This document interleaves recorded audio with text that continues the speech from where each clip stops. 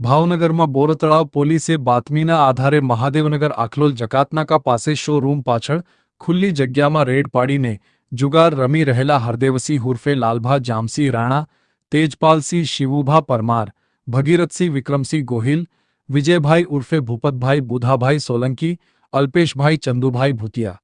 ગજેન્દ્રસિંહ બહાદુરસિંહ ગોહિલ, રઘુભાઈ ઘનશ્યામભાઈ અગ્રાવત, રણજીતસિંહ નારુભા જાડેજા, રાકેશભાઈ ઉર્ફે લાલો મનુભાઈ ડોડિયા અને ઘનશ્યામભાઈ હાલુભાઈ ચાવડા સહિતના 10 શખ્સોને ગંજીપત્તાના પાના અને રોકડા ₹17,380ના મુદ્દામાલ સાથે ઝડપી લઈ બોરતળાવ પોલીસ સ્ટેશનમાં ગુનો નોંધાવી આગળની કાર્યવાહી હાથ ધરી હતી.